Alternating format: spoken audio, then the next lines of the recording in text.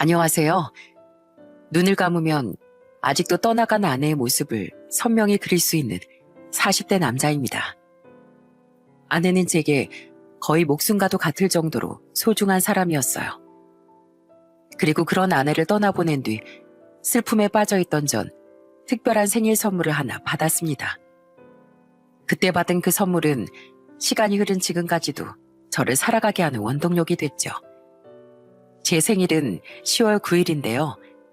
생일을 며칠 앞둔 오늘 오랜만에 그때 생각이 나더라고요.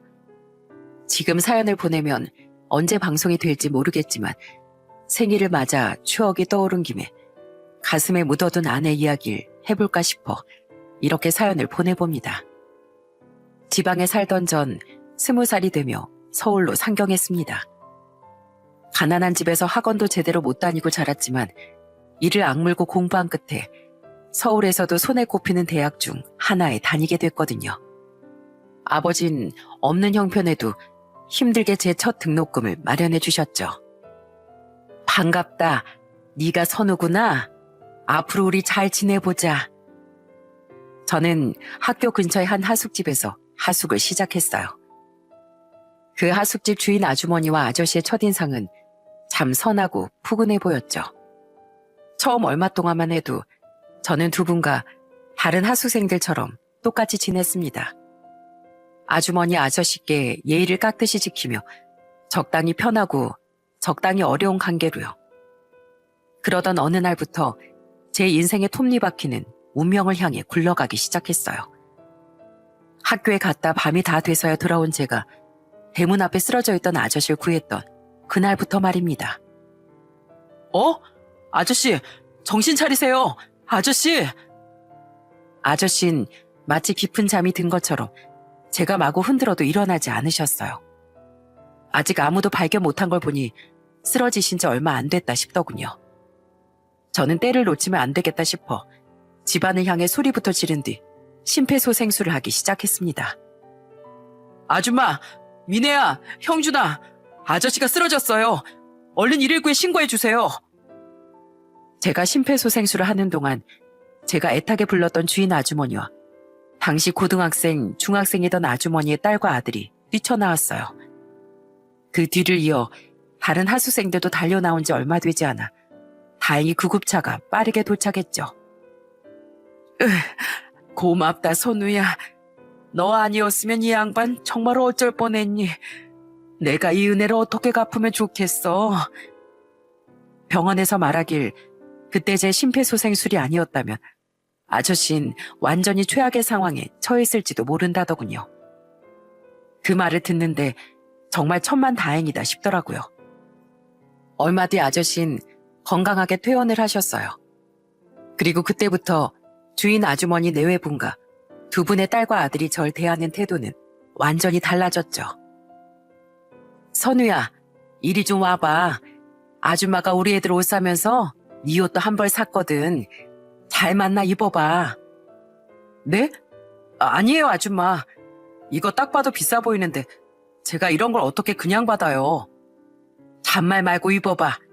넌 우리 애들 아빠 생명의 은인이잖아. 그런 너한테 집안 기둥을 송두리째 뽑아준다고 한들 뭐가 아깝겠니?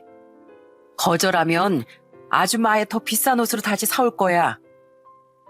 아줌마 아저씨는 다른 하숙생들 몰래 제게 간식을 챙겨주기도 하고 다른 선물을 해주거나 가족 모임에도 데려가는 등 저를 가족처럼 대해주기 시작하셨습니다. 마찬가지로 제게 고마워했던 두 분의 딸과 아들도 절 오빠, 형하고 부르며 잘 따랐죠. 외로운 타지에서 그런 주인 아주머니 가족의 애정이 제겐 얼마나 큰 힘이 됐는지 모릅니다. 그뿐 아니라 두 분은 제가 힘들 때 구세주 같은 손길을 내밀어 주시기도 했어요. 뭐? 휴학을 하고 우리 하숙집도 나가겠다고? 너 군대 다녀와서 복학한 지 얼마나 됐다고? 우린 너랑 오래오래 같이 지내고 싶어서 너 제대할 때까지 네 방에 다른 하숙생도 들이지 않고 비워놨었는데 대체 무슨 일이야? 그땐 저도 너무 감사했어요, 아줌마. 근데 아시다시피 제가 하숙비를 벌써 2달이나 밀렸잖아요. 근데 다음 달도 제가 돈을 못 낼 것 같아서요. 어차피 겨우 모았던 다음 학기 등록금도 집안 사정 때문에 집에 전부 들여서 마침 방학이니까 이참에 휴학하고 등록금부터 모으려고요. 그럼 돈 때문에 학교도 휴학하고 여기서도 나간다는 거야? 아서라, 하숙비는 애초에 됐고 등록금도 우리가 빌려주마. 네? 아니에요, 아줌마. 이건 정말 아니에요. 하숙비도 하숙비지만 등록금이 얼만데요. 이건 진짜 못 받아요. 세상에, 아무리 요즘 세상이 각박해졌대도 생명의 은인을 고작 하숙비 몇 푼에 내쫓는다고 하면 세상에 손가락질 할 거다. 게다가 선우 너한테 우리 남편 목숨을 빚졌는데 등록금 좀 내준다고 그 빚을 다 갚을 수나 있겠니? 네 마음도 불편하겠지만 그 은혜를 평생에 걸쳐서 못 갚으면 우리 마음은 더 불편할 것도 좀 알아주거라. 부담 가질 거 없어. 네가 나중에 돈 벌어서 갚으면 되잖아. 이 아줌마랑 아저씨가 네 후원자가 되어줬다고 생각해. 두 분은 심지어 하숙비조차 제대로 못 내던 제게 하숙비도 받지 않고 등록금까지 내주셨습니다. 늘 돈에 쫓겨 살았던 제게 두 분은 제 숨구멍을 열어주신 거나 마찬가지였죠. 그렇게 두 분 덕에 무사히 대학을 졸업한 전 대학 시절부터 준비하던 행정고시 공부를 이어가며 하숙집에서도 나오게 됐어요. 그냥 여기서 시험 붙을 때까지 쭉 지내라니까. 대체 왜 여길 두고 열악한 고시원으로 간다는 거야? 마음은 감사하지만 이게 맞는 것 같아요. 제가 방을 비워야 저처럼 힘든 다른 대학생들이 한 명이라도 더 저렴하게 하숙을 하죠. 그동안 정말 감사했습니다. 아줌마 아저씨. 제가 꼭 시험 붙어서 두 분께 받은 은혜 전부 갚을게요. 에휴, 아무튼 착해 빠져가지고선. 그럼 꼭 자주 찾아와서 얼굴도 비추고 밥도 먹고 가야 한다. 가서 밥도 제대로 안 챙겨 먹고 살면 이 아줌마랑 아저씨가 고시원 쫓아가서 너 끌고 올 거야. 걱정 마, 엄마. 내가 엄마 걱정 안 하도록 옆에서 철저히 지켜보면서 오빠 챙겨줄게. 두 분은 절 내보내면서도 많이 아쉬워하고 걱정도 하셨습니다. 그리고 그런 두 분의 걱정을 잠재워준 사람이 한 명 있었어요. 그 사람은 바로 제가 대학을 졸업하기 전 연인 사이로 발전한 두 분의 딸 미네였죠. 네, 맞습니다. 제가 20살 때 하숙집에 들어가며 만났던 미네가 바로 제 아내였어요. 제가 아저씨, 그러니까 장인어른을 구해드린 후부터 아내는 저를 오래도록 짝사랑했다고 하더라고요. 그 순하고 성품 바른 사람이 제가 좋다는데 어떻게 마음을 송두리째 빼앗기지 않을 수 있었겠어요? 아내는 제가 고시원으로 나가 고시 공부를 하며 아르바이트를 하던 시절 내내 저를 정말 많이 내조해줬어요. 오빠, 내가 귀찮다고 대충 컵라면으로 끼니 때우지 말라고 했지? 아, 맞다. 너 오기 전에 치운다는 게 깜빡했네. 미안해. 안 들키면 다다 이거야? 젊었을 때 건강관리 제대로 안 하면 나중에 큰일 나는 거야. 또 내가 싸다 준 반찬들 내버려두고 컵라면으로 주구장창 끼니 때운 거 걸리면 그때 나 진짜 화낸다. 대학을 졸업한 후 저보다 일찍 취업한 아내는 바쁜 와중에도 저를 정말 열심히 챙겨줬습니다. 장모님을 도와 제게 반찬을 자주 싸다 주고 제 건강을 위해 목이 터져라 잔소리를 해주기도 했죠. 게다가 제가 다리를 다쳐 한동안 아르바이트를 나가지 못했을 땐 제 지갑에 용돈까지 넣어주기도 했어요. 이러지 마. 그냥 좀 아껴 썼으면 되는데 왜 돈을 줘? 뭘 아끼게? 식비? 교통비? 지금도 허리띠 꽉꽉 졸라매고 있는 사람이 여기서 뭘 더 아껴? 내 억장 무너지는 소리 하지 말고 그냥 받아. 나중에 결혼해서 나 호강시켜준다며. 나 그거 믿고 지금 투자하는 거다. 그때 장인어른 또한 학원을 마치고 집에 돌아오던 절 찾아와 따로 생활비를 지어주시기도 했습니다. 진짜 너무 죄송하고 부담스러워서 거절했더니 장인어른은 이런 말씀을 하셨어요. 처음엔 선우 네가 내 목숨을 구해줘서 너에게 마음이 많이 갔었다. 그런데 그렇게 한 번 인연이 되어보니 생각보다 훨씬 듬직하고 착한 네가 진짜 자식처럼 느껴지더구나. 그리고 그런 네가 우리 미네랑 만난다고 했을 때 우린 너무 기뻤어. 너 시험 붙으면 꼭 우리 미네랑 결혼할 거라고 했지? 그럼 그 사위까지 될 네가 힘든 와중에 내가 어떻게 가만히 있을 수가 있겠어. 우리 집사람도 하루가 멀다고 네 걱정뿐이야. 그러니까 어른들 마음 편하게 그냥 받아. 정말이지 그렇게 감사할 수가 없었어요. 따지고 보면 생판남인 그분들은 절 그렇게 생각해 주셨건만 정작 절 괴롭혔던 건 제 어머니였어요. 선우야, 제발 이 엄마 좀 한 번만 살려다오. 남들은 다 아버지가 문제라는데 가뜩이나 어려운 저희 집을 더 힘들게 만들던 사람은 어머니였습니다. 어머니는 아버지가 벌어온 돈을 평생 사치에 유흥비에 전부 써버리던 사람이었어요. 제 대학 시절에 아버지가 절 주려고 몰래 모아둔 하숙비와 등록금도 어떻게 알고 어머니가 다 써버리곤 했죠. 심지어 어머니가 사고를 크게 치는 바람에 집엔 빚까지 생겼었어요. 제가 아르바이트와 과외를 하며 겨우 모아둔 등록금도 바로 그때 어머니 때문에 집에 들였었던 거예요. 어려운 형편에 절 대학까지 보내주신 아버지와 고등학교 졸업 후 곧장 취업을 했던 두 동생에게 모든 짐을 다 떠맡길 순 없었으니까요. 그 외에도 한 번씩 제가 아르바이트에서 번 돈을 빼앗듯 가져갔던 어머니는 어느 날 또 제게 찾아와 애원했습니다. 아휴, 엄마가 못 모르고 사채업자들한테 돈을 좀 빌렸는데 이자가 눈덩이처럼 불어나서 더 이상은 감당이 안 돼. 그놈들이 오늘 당장 조금이라도 돈을 안 갚으면 진짜 날 땅에라도 묻어버리겠대. 제발 이 엄마 좀 살려줘, 선우야. 네 아버지도 돈이 없댄다. 한 번만 도와주면 엄마 이젠 진짜 정신 차릴게. 어머닌 사채업자들에게 쫓기고 있다며 애원했습니다. 그 표정이 얼마나 애처롭고 절박해 보이던지 전 하는 수 없이 모아뒀던 돈을 건네고 말았어요. 원래 조금이라도 빨리 장인 장모님께 갚으려 힘들게 모아둔 돈이었죠. 하지만 그건 악어의 눈물이었다는 걸 저는 잠시 뒤 걸려온 아버지의 전화를 받고 알게 됐어요. 아이고, 너도 속아서 돈을 줬단 말이냐? 아휴, 내가 못 산다 정말. 사채업자는 무슨 그거 다 거짓말이야. 그런 인간이 나 몰래 차도 새로 뽑고 룰루랄라 하면서 다녔겠니? 아침엔 네 동생들 직장까지 찾아가서 똑같은 수법으로 돈을 뜯어갔다더라. 사람이 어쩜 그렇게 무섭니? 어떻게 힘들게 사는 자식들 돈까지 사람이 거짓말로 뜯어낼 수가 있어? 그땐 정말 어머니란 사람에게 환멸까지 들더군요. 게다가 무렴차게도 몇 달 뒤 어머니는 또 제게 돈을 요구했습니다. 이번엔 거짓말도 않고 키워준 값을 내놓으라면서요.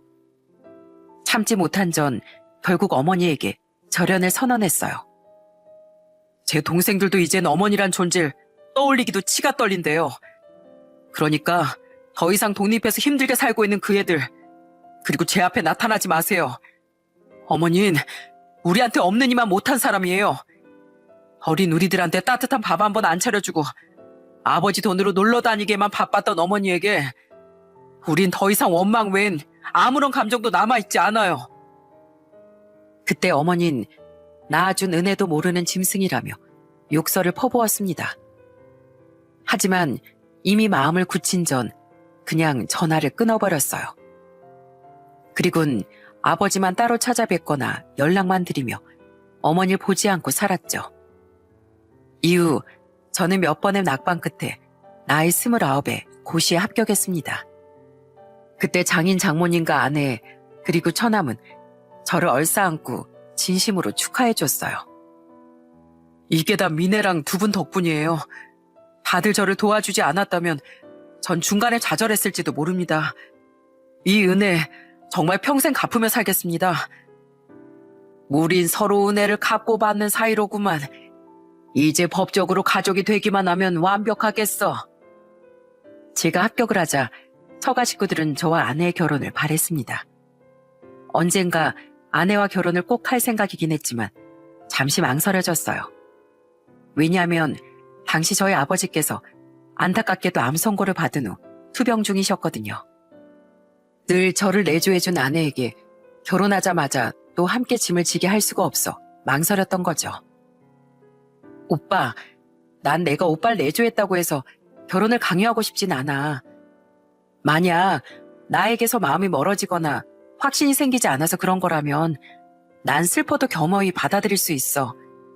그런데 만약 아버님 때문에 결혼을 망설이는 거라면 그러지 마. 난 오빠가 기쁠 때도 옆에 있고 싶지만 무엇보다 힘들 때 곁을 지켜주고 싶어서 결혼이 하고 싶은 거야. 제발 내가 가족으로서 당당히 오빠 아버님 곁을 지킬 수 있게 해줘. 하지만 아내와 두 분은 그런 저를 따뜻하게 감싸 안아줬습니다. 덕분에 저는 너무 감사한 마음으로 결혼을 진행할 수 있었죠. 또한 그 당시에 아버진 드디어 어머니와 이혼도 하셨습니다. 그래도 나랑 애 셋이나 낳고 산 사람이니 아무리 속을 썩여도 난 네 엄마를 책임지려 최선을 다했다. 사실 너희 몰랐겠지만 살면서 네 엄마 바람도 2번이나 피웠었어. 하도 싹싹 빌기에 널 생각해서 넘어가긴 했지만 나도 이젠 여기까지인 것 같다. 나야 이미 참고 산 세월이 길다지만 내가 네 엄마를 버리지 않으면 그 피해가 앞으로 너와 네 동생들한테 끊이지 않고 들이칠 거야. 게다가 네가 결혼하면 그 피해를 착한 미래까지 볼 거 아니냐. 절대 그 꼴은 못 보지. 투병을 하며 참고 희생하며 살기만 하던 아버지의 내면에도 큰 변화가 생겼던 거예요. 몇 번의 소동이 있긴 했지만 그렇게 결국 어머니는 아버지께 쫓겨나고 말았어요. 그 뒤 정신을 차리지 못하고 또 저와 동생들까지 찾아왔었지만 우린 경찰까지 불러 어머니를 쫓아내버렸죠. 그렇게 경찰들의 손에 끌려간 모습을 마지막으로 더 이상 우리가 어머니를 볼 일은 없었어요. 그날은 정말 이 분노와 괴로움도 드디어 끝이 나는 건가 싶어 눈물까지 펑펑 나더라고요. 여보, 아버님 이번에 퇴원하시면 이제 우리가 모시고 살자. 어머님이 아무리 힘들게 하셨어도 끝까지 자식들 책임지고 당신을 대학까지 보내주신 분이잖아. 도련님도 아가씨도 직장 때문에 타지에 나가 살고 있는데 암투병 중인 아버님을 어떻게 혼자 둘 수 있겠어. 결혼을 한 후 아내는 제게 먼저 아버지를 모시자고 말해주었습니다. 마음이야 굴뚝 같았지만 차마 꺼내지 못하던 말이었는데 그 말이 어찌나 고맙던지요. 심지어 아내는 자신도 꺼내려 했던 그 말을 부추겨준 분들이 바로 장인 장모님이라고 말해줬어요. 참 천사 같은 가족들 아닙니까? 그렇게 저는 아버지를 집으로 모실 수 있었습니다. 아버님, 얼른 모자 쓰세요. 저랑 저녁 산책 나가셔야죠. 지금? 오늘만 하루 쉬면 안 될까? 나 다녀와서 씻기 너무 귀찮은데. 어허, 암이 겨우 잠잠해진 지금 제일 중요한 게 재발 예방인 거 모르세요? 체력이 떨어지면 못된 암세포가 다시 기승을 부릴 거라고요. 자, 얼른요. 여보, 나 아버님이랑 나갔다 올 테니까 애들 좀 보고 있어. 다행히 아버진 수술 후 남은 항암 치료도 잘 받으시고 예후가 좋은 나날을 보내셨어요. 하지만 아내는 절대 안심해선 안 된다며 아버지를 모시고 매일같이 산책을 나가더라고요. 저에게 아들과 딸을 맡기고서요.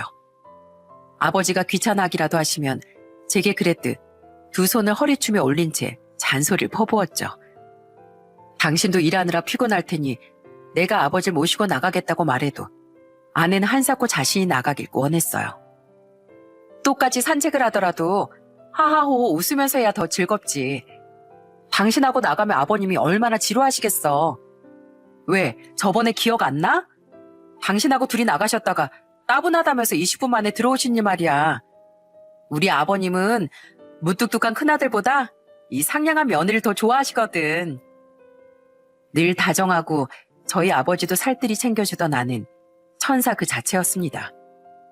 제가 무슨 복이 있어 이런 좋은 사람을 만났나 싶었죠. 제 두 동생 또한 그런 아내를 굉장히 좋아했어요. 그리고 그런 아내를 누구보다 좋아하고 의지했던 아버진 결국 제 나이 34세 하늘의 별이 되셨습니다. 완치 판정까지 받고 마음을 놓고 있던 직후에 제발이라는 원망스러운 놈이 아버지를 덮치고 말았거든요. 애미야, 난 애미 네가 있어서 내가 더 이상 우리 선우 걱정은 하지 않고 갈 수 있다. 우리 선우와 결혼해줘서 그리고 남은 내 여생을 너무 즐겁고 행복한 기억으로 채워줘서 고마웠다. 아내는 아버지가 돌아가시기 전 몇 달은 저를 대신해 직장까지 휴직하고 아버지를 간병해줬었어요. 제 벌이가 자신보다 많으니 애들을 위해서도 그게 낫다면서요. 저도 한다고 했지만 어떨 땐 아버지를 옆에서 지키느라 코피까지 흘렸던 아내의 희생만큼 대단하지 못했습니다. 어떻게 시아버지를 위해 저렇게까지 해줄 수 있을까 싶을 정도로 말입니다. 아버진 그런 아내에게 돌아가시기 전까지 수도 없이 고맙다는 말을 반복하셨죠. 그렇게 아버지를 떠나보낸 뒤 저는 장인 장모님께서 이젠 제 유일한 부모님이다 생각하며 살았어요. 장인어른, 저번에 허리가 좀 시큰거린다고 하셨죠? 제가 다음 주에 병원 예약해놨으니까 저랑 같이 가서 진료받아요. 아이고, 괜찮아. 늙으면 다 여기 쑤시고 저기 쑤시고 하는 거지. 그렇다고 아무 문제도 없는데 괜히 몸이 아프겠어요? 괜히 이 사위 걱정시키지 마시고 같이 병원 가시는 겁니다. 장모님, 수도! 하여튼 우리 장모님 성질이 너무 급하시다니까. 오늘은 제가 일찌감치 와서 점심 차려드리겠다고 했는데 왜 벌써 도마 옆에 서 계세요? 자자, 사위 앞치마 두르고 있으니까 비키세요. 처남댁도요. 아유, 나란 일 하느라 공사 다 망한 사람이 뭔 처가에 와서 밥까지 한다 그래. 됐어. 고모부, 어차피 저희 집 살림이니까 저랑 어머님이 할게요. 그냥 앉아 계세요. 아니에요. 우리 장모님 하숙지 그만두기 전까지 하숙생들 먹이겠다고 손에 물 마를 날이 없으셨어요. 저도 그때 장모님 음식 정말 원 없이 먹었습니다. 그러니까 이젠 제가 장모님께 대접해 드리면서 살아야죠. 그리고 처남댁, 제가 항상 고마워하고 있는 거 아시죠? 처남이랑 처남댁이 애들 봐달라는 이유로 두 분을 먼저 모시지만 않았어도 제가 모시면서 사는 건데 늘 저희 장인 장모님 잘 모셔주셔서 감사드려요. 그러니까 오늘 음식은 제가 다 합니다. 저는 천안 가족과 함께 사시던 장인 장모님께 아내가 저희 아버지께 해준 것 이상으로 잘하려고 정말 노력했어요. 기억 후 과거에 절 도와주셨던 돈을 받지 않으려는 두 분을 모시고 유럽 여행도 가고 생신이면 100만 원, 200만 원씩 용돈도 드리면서요. 과거 제 숨통을 트여주신 데다 아내와 결혼까지 시켜주신 걸 생각하면 그보다 더한 것도 전부 드리고 싶은 마음이었죠. 또한 전 세상에서 가장 소중한 제 아내와 두 아이에게도 좋은 가장이 되어주려 최선을 다했습니다. 짜잔! 오늘 반찬은 제육볶음이지롱. 우와, 내가 제일 좋아하는 제육볶음이다. 난 세상에서 엄마 음식이 제일 맛있어. 우리 아들도 그래. 아빠도 마찬가지야. 여보, 당신 어쩜 이렇게 모든 음식을 다 맛있게 만들 수가 있어. 나도 열심히 노력한다고 하는데 당신 손맛은 진짜 못 따라가겠어. 그건 박민혜표 비법 덕분이죠. 하지만 역시나 저보단 너무 착하고 사랑스러운 제 아내가 언제나 저희 집의 중심이었습니다. 제 아내는 손맛 좋은 장모님을 닮아서인지 음식을 굉장히 잘했었어요. 때문에 저도 아이들도 외식보단 아내가 해주는 집밥을 가장 좋아했죠. 처가에서도 집에서도 저도 솜씨를 발휘해보려고 꽤 노력했었는데 그래도 아내의 솜씨를 따라가지 못하더라고요. 뭐해 당신? 아이 또 내 사진 몰래 찍었구나? 나 자다 깨서 눈곱도 안 뗐단 말이야. 왜 귀엽기만 한데 남는 건 사진인 거 몰라? 지나고 나서 보면 아 이땐 이렇게 행복했지 하고 추억할 수 있잖아. 사람은 추억을 먹고 사는 동물이라고 그랬어. 아내는 소중한 순간을 기억하고 싶다며 아이들뿐 아니라 늘 제 사진도 몰래 찍어뒀습니다. 민망하긴 했지만 저를 소중하게 여겨주는 아내의 마음을 잘 알았기에 소소한 행복이 몰려왔어요. 또한 유독 꽃을 좋아하던 아내는 제 생일마다 꽃을 선물해주기도 했답니다. 장인 장모님과 아이들의 생일에도 마찬가지였기에 아내는 단골 꽃집이 있을 정도였어요. 당신은 왜 그렇게 꽃이 좋아? 예쁘잖아. 그리고 어디서 본 건데 사람은 아름다운 걸 많이 보면 생각도 따라서 아름답게 변해간대. 난 이 행복한 세상을 당신도 우리 부모님도 그리고 우리 애들도 아름답다고 느끼면서 살아갔으면 좋겠어. 세상에 아내 같은 사람들만 있다면 얼마나 살기 좋을까 하는 생각이 들었어요. 그렇게 저는 아내와 두 아이와 함께 달콤한 매일을 살아갔습니다. 그런데 어느 날부턴가 아내의 몸 상태가 자꾸 좋지 않아 보이더군요. 당신 또 소화제 먹어? 요새 자꾸 소화가 안 되는 것 같네. 요새 회사에 일이 많아서 스트레스가 쌓여서 그런가 봐. 무작정 그렇게 약만 먹을 게 아니라 병원을 가봐. 좀만 더 버텨보고. 당신도 알잖아. 나 원래 잘 얹히고 소화 기능도 약한 거. 이러다가 나아지겠지 뭐. 아, 배야. 왜 배탈 났어? 아니, 그건 아닌데 잠깐 뭔가 통증이 날카롭게 왔다가 지나갔어. 뭐? 당신 요즘 계속 소화도 안 된다고 하더니 진짜 문제 있는 거 아니야? 에이, 문제는 무슨. 봐, 금세 또 괜찮아졌잖아. 점심을 좀 많이 먹었더니 위장이 놀랬나? 아무튼 계속 이러면 병원에 가볼 테니까 걱정하지 마.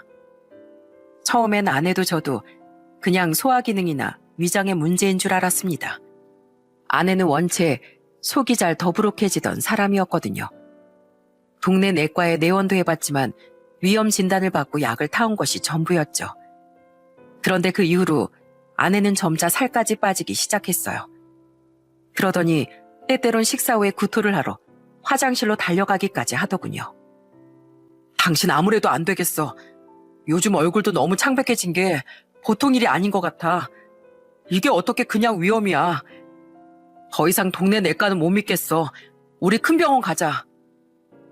그때 내과에 다녀왔다는 이유로 마음을 놓지 않았더라면 조금이라도 더 빨리 아내를 큰 병원에 데리고 갔었더라면 어땠을까 하는 후회를 저는 지금까지도 사무치게 하고 있습니다. 그랬으면 혹시라도 미래가 바뀌었을까 하는 미련을 놓지 못하면서요. 결국 제 손에 이끌려 큰 병원에서 검사를 받은 아내는 청정병력 같은 진단을 받고 말았어요. 아내는 무려 췌장암 3기 판정을 받았던 거예요. 장모님, 그놈의 암은 대체 왜 이렇게 제 가족들만 괴롭히는 걸까요? 저한테 무슨 원한이 있어서요. 집사람이 이 지경이 될 때까지 전 남편이란 놈이 알지도 못했어요. 다 제 탓입니다. 죄송합니다. 아닐세, 어떻게 이게 자네 탓인가. 자책하지 말게. 그래도 항암으로 암 크기를 줄이면 수술도 해볼 수 있다지 않나. 우리 포기하지 마암세. 아버지를 암으로 떠나보낸 제게 아내 암 선고는 끔찍한 형벌이었습니다.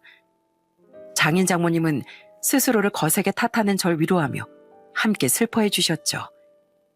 당장 수술을 받을 수 없던 아내는 우선 직장을 그만두고 항암 치료부터 받기 시작했어요.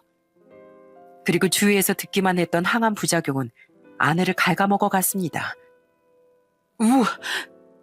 여보, 또 속이 안 좋아? 괜찮아? 아내는 부작용으로 인해 먹은 음식을 소화시키지 못하고 자꾸 구토를 하더군요.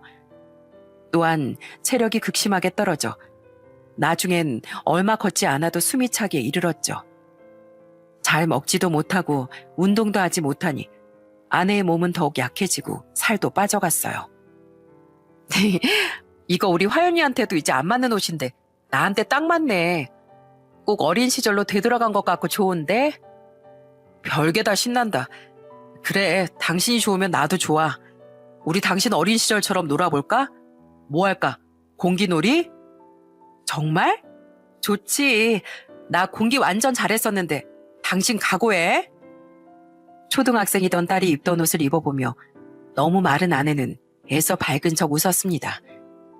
그 모습을 보고 눈물이 날 것 같았지만 아내의 노력을 잘 알았기에 그럴 수가 없었어요. 저는 아내와 마주보며 일부러 더 활짝 웃어주었죠. 이후 다행히 아내는 암세포가 줄어들어 수술을 받을 수 있었습니다.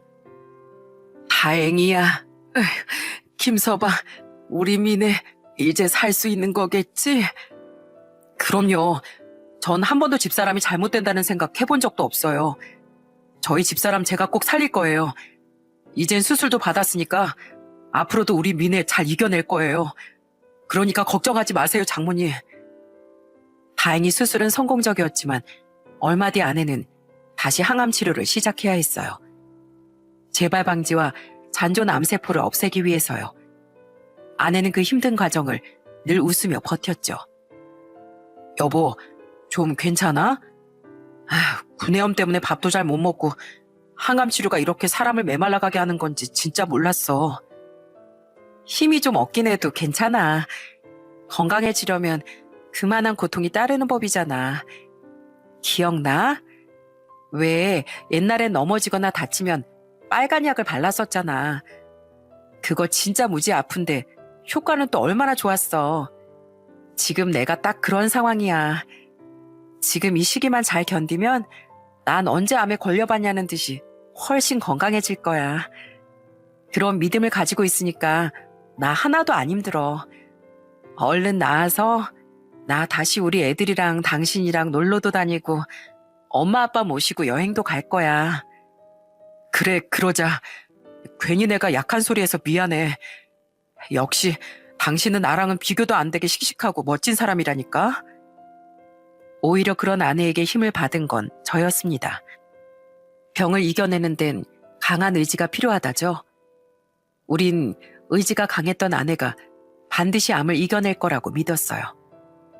하지만 운명이라는 놈은 상상보다 훨씬 잔혹한 놈이더군요. 그토록 씩씩하게 이겨내고 있었건만 결국 아내의 암은 재발하고 말았어요. 그 짧은 사이에 암은 다른 장기로까지 전이가 됐던 거예요. 아내는 항암제 종류를 받고 계속 항암 치료를 받았지만 빠르게 꺼져가는 아내의 생명의 불꽃을 우린 붙잡을 수가 없었어요. 여보, 난 너무 괴롭고 힘들어. 차라리 내일 아침에 눈을 뜨지 않았으면 좋겠어. 이젠 가망도 없는 나 때문에 가족들만 더 힘들 뿐이잖아. 여보, 당신 씩씩한 사람이잖아. 왜 그런 포기하는 듯한 말을 해? 하지만 여보, 나도 사람이야. 강한 척 좀 했을 뿐이지 사실은 너무 무섭고 두려운 나약한 한 사람일 뿐이란 말이야. 여보, 난 요즘 화장실 가서 거울 보는 것도 무서워. 머린 다 빠지고 체중은 35kg까지 줄은 내가 마치 걸어다니는 미라 같아. 이런 모습을 당신한테도 애들한테도 그리고 우리 부모님한테도 더는 보이고 싶지 않아. 아내는 나날이 말라갔고 면역력이 떨어질 대로 떨어져 작은 감기 하나에도 목숨이 위태로워졌습니다. 아내의 병은 갈수록 아내를 좀 먹어갔어요. 그리고 그런 아내 입에서 결국 약 한 마리 터져 나왔을 때 제 슬픔과 괴로움도 함께 터져 흐르고 말았죠. 저는 제가 더 이상 어떻게 해줄 수 없는 아내의 눈물을 보며 함께 엉엉 울음을 터뜨리고 말았습니다. 아무것도 할 수 없는 제 자신이 너무 한심하고 아내에게 미안해서요. 저는 아내를 직접 간병하기 위해 휴직까지 한 뒤 아내의 곁에 아예 붙어 살았어요. 여보, 숨 쉬고 있는 거지? 여보! 하지만 모두의 간절한 바람에도 불구하고 아내는 결국 시한부 판정을 받았습니다. 그리고 호스피스 병원에서 오랜 시간을 보낸 아내의 간절한 바람 끝에 아내는 집으로 돌아오게 됐어요. 마지막은 더 이상 병원이 아니라 집에서 맞이하고 싶다면서요. 그런 아내를 돌보는 동안 저는 매일 밤마다 쉽게 잠들지 못하고 잠에서 깼습니다. 그리고 아내가 숨을 잘 쉬고 있는 게 맞는지 몇 번을 확인하고 나서야 다시 눈을 붙였죠. 제가 잠든 사이 아내가 제 곁을 떠날까봐 너무 두려워서요. 우리 착한 남편 얼굴이 반쪽이 됐네. 미안해 여보. 나 때문에 잠도 제대로 못 자고 많이 힘들지? 힘들기 뭐가 힘들어. 하나도 안 힘들어. 그러니까 미안해하지 마. 내가 살면서 당신한테 받은 것들에 비하면 이런 건 아무것도 아니야. 맨날 아무것도 아니래. 착해 빠져가지고. 여보, 25년도 더 전에 말이야. 당신이 우리 아빠를 구해줬던 날, 우리 아빠가 무사하시단 말을 듣고 당신 어떻게 했는지 기억나? 당신 그때 바닥에 주저앉아서 펑펑 울었어. 마치 자기 가족이 살아났단 말을 들은 사람처럼 말이야. 그때 한눈에 느꼈지. 아, 저 사람을 꼭 붙잡아야겠다 하고 말이야. 고작 고등학생이었던 여자애가 참 발칙하지? 그래, 그 발칙함 덕분에 내 인생을 구제받았지. 아니야, 여보. 인생을 구제받은 건 나야. 당신이 아니었다면 난 세상에 이렇게 넘치는 행복이 존재할 줄은 꿈에도 모르고 살았을 거야. 난 있지. 다시 태어나는 한이 있더라도 무조건 당신을 찾아내서 또 결혼할 거야. 그러니까 내가 당신 곁을 떠나더라도 너무 슬퍼하지 마. 어차피 다음 생에 우린 또 만날 테니까 다시 만날 때까지 우리 애들, 우리 부모님하고 행복하게 살다 와야 돼. 자신이 없는 미래 부탁하는 아내의 말에 저는 결국 참았던 눈물을 터뜨렸습니다. 뼈만 남아 앙상했지만 그때 절 안아준 아내의 품은 그 어떤 이불보다도 포근하고 따뜻했어요.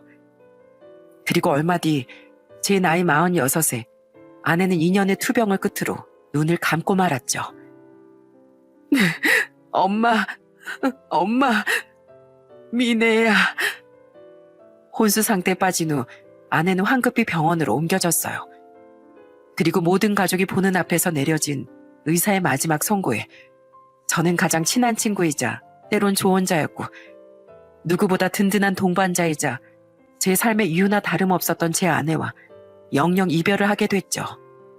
아내가 정말로 제 곁을 떠났다는 사실을 쉽게 받아들일 수가 없어 이후로도 전 한참 동안 눈을 감은 아내의 손을 놓지 못했습니다.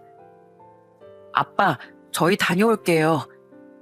그래, 외할머니, 외할아버지 잘 위로해드리고 너희도 마음 편히 쉬다 와. 아빤 그동안 짐 좀 정리해두고 있을게. 아내의 장례를 마친 뒤 저는 실컷 슬퍼할 시간조차 갖지 못했습니다. 당시 16, 14살이던 두 아이의 상처부터 돌봐줘야 했으니까요. 몇 주간 학교조차 쉬게 된 아이들 앞에서 무너진 모습을 보이면 가뜩이나 슬픔에 잠긴 아이들에게 나쁜 영향을 미칠 것 같았어요. 때문에 전 꾸역꾸역 힘을 내서 아이들을 위로해주고 아이들의 밥을 챙겨줬습니다.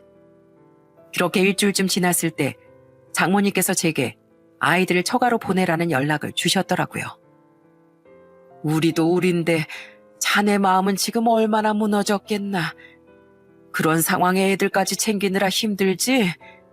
애들 학교 다시 등교하기 전까지만 우리가 애들 좀 챙겨주겠네.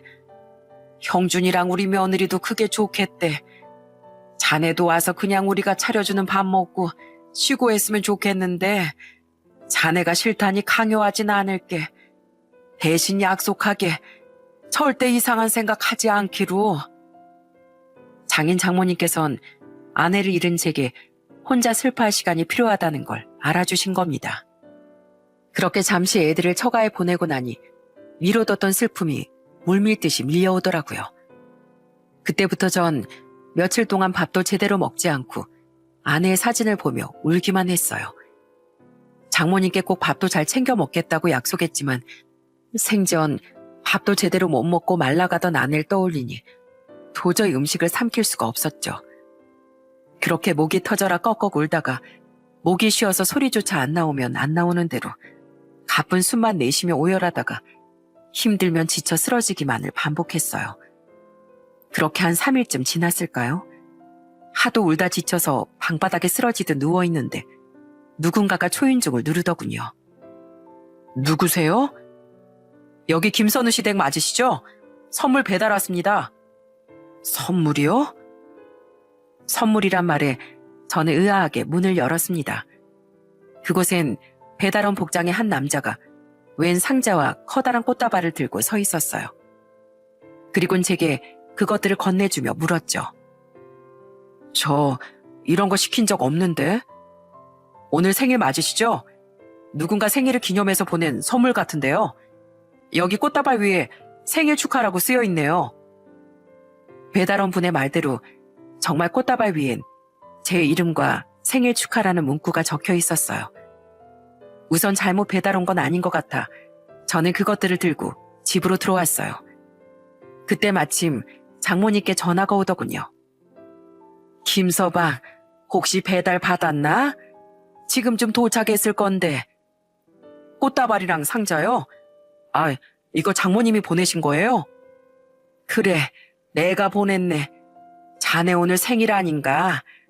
나도 자네 장인도 정신이 없어서 잠시 깜빡했네만 달력을 보니 벌써 날짜가 그렇게 됐더라고. 이런 식의 무슨 제 생일까지 챙기셨어요. 그래도 감사해요. 그게 사실 말이지.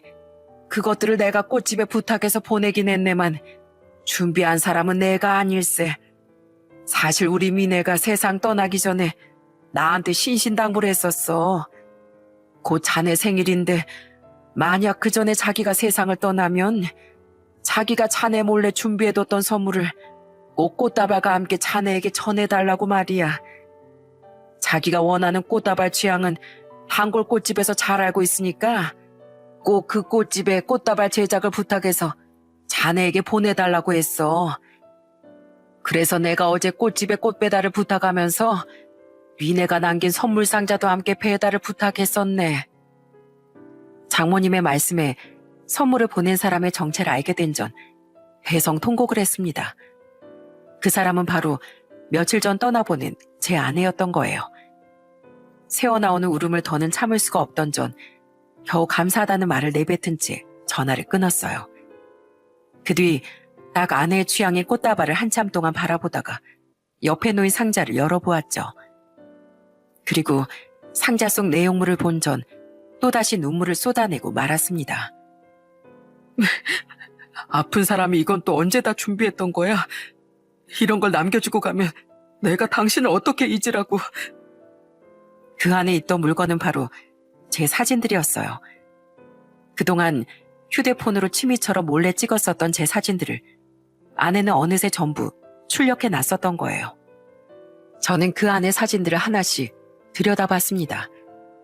입을 벌린 채 잠이 들어있던 저, 아이들과 서툴지만 바쁘게 아내를 위한 생일상을 차려주던 제 뒷모습, 찍지 말라며 카메라를 가리려 손을 뻗어 얼굴이 반쯤 가려졌던 제 얼굴 등등. 그곳엔 아내와의 소소한 행복에 푹 빠져있던 제 모습이 가득하더라고요. 마지막으로 제일 뒷장의 사진 속엔 카메라를 들고 있던 아내와 그 뒤에서 환하게 웃고 있던 저와 아이들의 모습이 모두 담겨 있었죠. 그리고 사진들 옆에 놓여있던 아내의 편지를 읽어본 뒤 저는 이제 거의 숨도 쉬지 못하고 오열을 하고 말았어요. 여보 안녕? 만약 당신이 이 편지를 읽고 있다면 아마 난 당신 옆에 없는 거겠지? 이 사진들하고 편지는 나 없이 괴로워하고 있을 당신을 위해 남겨둔 거니까 말이야. 여보, 내가 그동안 찍었던 당시 사진들 봤지? 그럼 그 속에 담겨있는 우리의 행복도 떠올려 봤어? 내가 예전에 그랬잖아. 사람은 추억을 먹고 사는 동물이라고. 그리고 또 내가 얘기했었지? 난 당신 덕분에 숨 막힐 정도로 행복한 삶을 살고 간다고 말이야. 힘이 없었던 건지 펜으로 적힌 아내의 필체는 삐뚤빼뚤했습니다. 그 엉성한 글씨 위로 굵은 제 눈물방울이 뚝뚝 떨어졌어요. 내가 찍은 당신 사진들 속엔 바로 그 숨 막히는 행복이 잔뜩 담겨 있어. 나에게 행복은 별거 없었어. 당신과 애들과 소소하게 웃고 떠들고 때론 코를 고는 당신의 코를 슬쩍 건드려 보기만 해보던 소소한 일상들. 그게 바로 내 행복이었어. 여보, 난 그냥 사진이 아니라 그런 내 행복을 모두 당신에게 남기고 가는 거야. 그리고 그 수많은 추억이 당신 곁에 있는 한 난 언제나 당신 마음속에 함께하는 거라는 거 잊지 마. 그렇게 언제까지나 우린 함께일 테니까 부디 조금만 슬퍼하고 우리 애들과 더 힘차게, 더 씩씩하게 살아야 돼. 그럼 내가 나중에 하늘에서 만났을 때 내 남편 참 장하다고 칭찬해 줄게. 많이 고맙고 또 사랑했어. 나중에 봐, 여보. 생일 축하해. 아내는 마지막까지 자신이 떠난 후 절망에 휩싸일 절 걱정해 그런 선물을 남겼던 겁니다. 편지의 뒷면엔 더 오래도록 생일을 축하해주지 못해서 미안하다는 말이 추신처럼 적혀 있었죠. 마지막까지도 단 한순간도 이기적일 줄 모르고 저만 생각해주던 너무 착한 사람이었어요. 그런 아내를 이젠 두 번 다시 만날 수 없다는 사실이 더욱 사무치게 느껴져 저는 오래도록 아내의 편지를 끌어안고 엉엉 울었습니다. 장모님, 장인어른이랑 같이 건강검진 받기로 한 거 내일 모레인 거 아시죠? 미리 병원에서 알려준 대로 금식 꼭 지키셔야 합니다. 아이고, 알았네. 알았어. 아무튼 자네 날이 갈수록 우리 미네보다 잔소리가 더 심해지는 거 알아? 부분 일심동체라잖아요. 저희 집사람이 없으니 저라도 두 배로 잔소리를 해드려야죠. 한 번 도망간 건강 절대 안 돌아옵니다. 부모님도 아내도 잃은 저한테 일찌감치 두 분까지 잃게 하고 싶지 않으면 미리미리 건강 챙기셔야죠. 아이고, 사람 아무 말도 못하게 이렇게 동정표를 쓰나? 알겠다니까 글쎄. 자네 덕분에 나랑 우리 영감은 아마 80이 넘고 90이 넘어서까지 정정하게 살 거야. 그 뒤 저는 다시 힘을 내서 살기 시작했습니다. 하늘로 간 아내의 목까지 더 열심히 장인 장모님을 챙기면서요. 그때 아내의 편지가 제게 큰 힘이 되어줬거든요. 아내 말대로 비록 아내와 몸은 떨어져 있게 됐지만 마음속엔 항상 아내가 함께라는 생각을 가질 수 있게 된 거죠. 아내와 아버지 생각에 염려가 좀 커졌다 보니 진절머리를 내시는 장인 장모님 말씀대로 제 잔소리가 많이 늘긴 한 것 같아요. 오죽하면 처남과 처남 때까지 건강 이야기가 나오면 제 눈을 쓱 피해버릴 정도로요. 하지만 조심해서 나쁠 건 하나도 없다는 생각에 전 앞으로도 가족들에게 잔소리 대마왕 역할을 자처할 생각이에요. 아버지, 저 간식 안 먹어도 돼요. 가뜩이나 앉아서 공부만 하느라 살쪘단 말이에요. 요즘엔 살찐 남자 여자들한테 인기 별로 없어요. 그래도 먹어. 내년이면 고3인 애가 미리미리 체력 비축해둬야지. 지금 너 잘 못 챙기면 네 엄마가 내 꿈에까지 나타나서 잔소리할 거다. 저는 올해로 18, 16살이 된 아들과 딸에게도 아내 목까지 두 배로 좋은 부모가 되려 노력하고 있습니다. 비록 여전히 아내의 손만만은 흉내내지 못하고 있지만은요. 사실 전 아내의 비법이 별거 아닌 조미료인 걸 알고 있었어요. 그래도 모른 척하고 아내를 치켜 세워줬던 건데 요즘엔 정말 아내에게 비법이 있었나 싶습니다. 아내를 따라 조미료를 넣어봤지만 그 맛이 나지 않았거든요. 아마 아내의 진정한 비법은 가족을 사랑하는 마음이 아니었을까 싶어요. 엄마 아빠의 사랑이 다르듯 저와는 다른 넓이와 깊이를 가진 사랑이었을 테니 제가 감히 흉내내지 못하는 거겠죠. 다시 맛볼 수 없게 된 아내의 음식 맛에 그리워하며 살아갈 날이 얼마나 길지는 모르겠습니다. 하지만 저는 그날들이 얼마가 됐든 간에 아내가 걱정하지 않도록 아주 씩씩하게 살아갈 생각이에요. 장인 장모님과 아이들의 아픔을 잘 어루만져드리고 감싸주며 말이죠. 아내에 대한 사무치는 그리움은 아무도 모르게 애써 사귀면서요. 그러면 언젠가 다시 아내를 만났을 때 자신 있게 말할 수 있을 것 같네요. 여보, 나 당신 없이도 참 멋지게 살았지? 우리 애들도 장인 장모님도 잘 보살피면서 말이야. 당신 말대로 나 정말 씩씩하게 살았으니까 얼른 장하다고 칭찬해줘. 그리고 당신 나랑 다음 생에서도 꼭 결혼한다고 약속한 거다. 그땐 좀 일찍 만나서 하루라도 더 오래 백년해로 할까? 하고 말입니다. 그런 제 너스레에 소녀처럼 까르르 웃어줄 아내의 모습이 벌써부터 눈에 선하네요. 부디 아내가 지금은 35kg도 안 됐던 깡마른 몸이 아니라 건강했을 때의 모습 그대로 하늘에서 환하게 웃고 있었으면 좋겠어요. 그럼 저는 이만 사연을 마치고 잠시 꺼내본 아내와의 추억을 다시 가슴에 묻어보겠습니다. 제 사연이 저와 비슷한 아픔을 가지고 살아가고 있는 분들께 조금이나마 위로와 공감이 되었으면 좋겠네요. 제 사연 끝까지 들어주셔서 정말 감사합니다.